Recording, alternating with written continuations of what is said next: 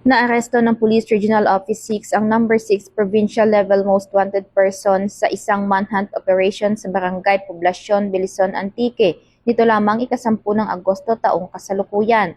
Kinilala ang suspect sa alias na Jovi, 44 na taong gulang, magsasaka at residente ng nasabing lugar.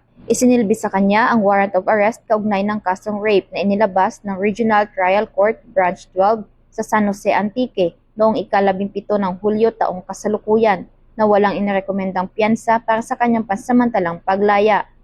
Ayon sa Pro-6, naging susi sa pagkakaaresto ang tuloy-tuloy na intelligence-driven manhunt operations at koordinasyon ng Bilison MPS at Provincial Intelligence Unit ng Antique.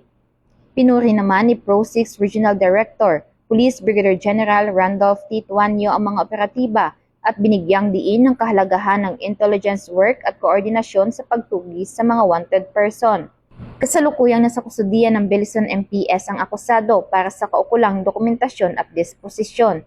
Bahagi ito ng patuloy na kampanya ng Pro-6 laban sa mga wanted person tungo sa responsive, trusted at transformative policing para sa mas ligtas na Western Visayas. Mula dito sa Police Regional Office 6, ako ang inyong PNN Correspondent, Patrolwoman Glidel Astrologo, alagad ng batas, tagataguyod ng Balitang Pulis.